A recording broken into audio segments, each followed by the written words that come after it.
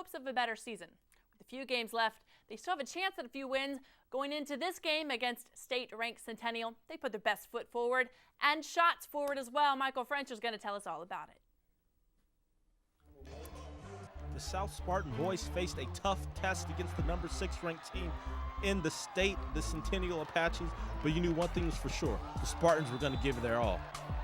Now, the Centennial Apaches are a powerhouse for a reason. Kurt Davis gets the breakaway dunk here. That makes it 4-0 Centennial. His teammate Deontay Burton says, "I can dunk in the half court, Kurt," and that made it 6-0 Apaches.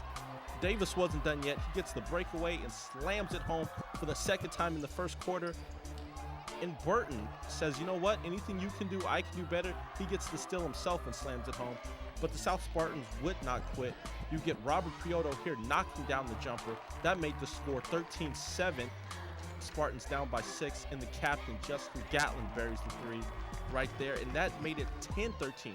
So South kept it close in the first quarter. David Schulte knocking down a jumper here. At this point, Spartans are down 8, and they get the junior contribution. Dallas Murioko, he'll be a senior next year. Look forward for big things from him. But the Apaches are number 6 in the state for a reason. Harrison Hawkins gets the breakaway, throws a beautiful alley-oop to Kevin Smith. And Kevin Smith wasn't done yet. He is a monster on the fast break. He gets the one-handed slam here. Apaches win 64-34. I tell them every game, I'm proud of you, and everything takes time, and we'll stay the course. And we've gotten a little better, and next practice we'll do the same thing. Are they playing in this league? It's been pretty tough. Every game we've been going into, we know we could win. We're talented enough.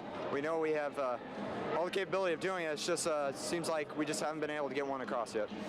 We just wanted to play some zone in the beginning, just try to get them to shoot some threes, even though they hit them in the beginning. We were trying to play like a matchup zone to try to contest their threes after they started hitting it, and they're just a really good team, you know, and it's just nothing we could do on that. You knew that this was going to be a tough matchup for the Spartans coming into this game. The Centennial Apaches were 15-5 on the year, and they were led by their 3 superstars: Kurt Davis, Deontay Burton, and Harrison Hawkins, and all 3 of those players were in double figures. But the person who stole the show was Kevin Smith. He had 4 highlight plays at the end of the fourth quarter. The Spartans hung tough. They fought hard, but they end up losing 34-64. For the Sports Desk, this is Michael French. Thanks out to Michael French for the report. South fell to Centennial by 30, but it was a valiant effort against some guys that we'll surely see sometime in Division I. The Pacific Lutheran Stingray boys basketball team is still off in the playoff hunt, though going up against rival South Bay Lutheran might prove to be a tough challenge. They got to get out early. Do they? Let us have Brandon Ortega tell us all about it. With playoff position still within reach, Pacific Lutheran battled South Bay Lutheran for another Mulholland League showdown from the Pacific Lutheran Gymnasium. South Bay got off to a quick start, getting a quick deuce from Michael Onyabalo off the opening tip. South Bay's Ryan Correa drops in a nice running floater to extend the Waves' early lead. Pacific would battle back. Stingray forward Jacob Kalama saves his own block and manages a pretty outlet pass to Nick Crandell for the easy runaway layup. In the second quarter, Crandell stays involved as he grabs the offensive rebound and puts it in for 2, cutting South Bay's lead to 7. For every Pacific basket, South Bay would have an answer. Aaron Rouzeau gets the easy fast break slamma-jamma, and Waves guard Michael Onyabalu would take matters into his own hands, taking it all the way for the and one. Coach Lucas Fitzgerald had plenty of adjustments to make it halftime. Care of the basketball. You know, if you don't take care of the basketball, you're not going to win. We had, I'd say, about 15 turnovers. We're averaging 20, 25 turnovers a game. That's why our season is rough in terms of wins and losses. Third quarter action now. Pacific point guard Nathan Pearson finds Kevin Gelaboshian, stopping a 6-0 run by South Bay. Unfortunately, the Stingrays' turnover woes would continue in the second half. Michael Onyabalo gets another easy transition deuce off a steal as the Waves keep the lead 53-35 at the end of the third quarter. Last push now for the Stingrays in the fourth. Nathan Pearson makes a beautiful move, finding Nick Crandell for the easy layup.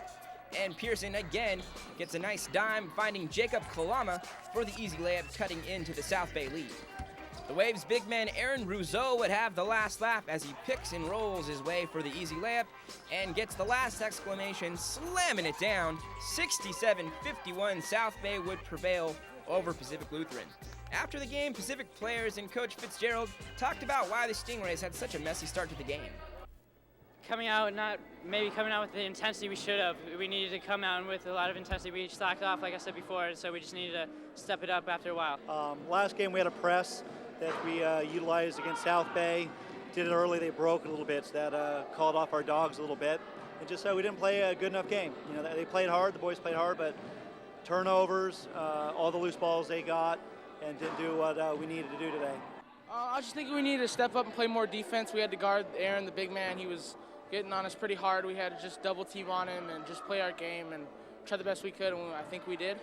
While turnovers were very costly today for the Stingrays, it was missed opportunities on the offensive side that truly cost them. 25% field goal percentage will not get it done if the Stingrays want to make the playoffs this season. Reporting for the Sports Desk, I'm Brandon Ortega. Brandon, a great way to put it, my man. Pacific Lutheran tried but couldn't get one over South Bay Lutheran. Final score 67-51. Stat board sees Nick Crandall with 16 points. Jacob Kalama brings 12. Let's take a moment to look at a few more prep scores. The Knights are trying to make it to the playoffs, but a loss to Sarah and Cathedral makes it difficult. Peninsula puts a 55-48 win over West. North had a huge victory over El Segundo. That's their fourth straight win, taking them to a 4-2 league record. Brandon Gardner and Jordan Hiroshima led Torrance in points, but it wasn't easy as they fell to Lawndale 65-60. Looking at a few girls' results. Kelsey Ishigo and Michelle Yoshizawa led West in scoring in the 35-27 loss against Redondo. Dresser, Barnes, Kika, and Shimoski were on fire as they took on the Lady Eagles 68-31. Kelsey Sampson was hot with 14 points, 5 boards, and 3 blocks over a good Centennial team, helping South to a bigger share of the Pioneer League in a 44-36 win. Torrance is ranked in 13th in Division III AA and are making it a race for Pioneer League with a 65-31 win over Lawndale. And finally, we see the Lady Knights redemption win over Sarah. Woohoo! 52-46. Devin Brookshire and Chelsea Aaron led the Knights in that game. In a non-league game, just to keep up the competition, they whooped it up over Beverly Hills 56-39.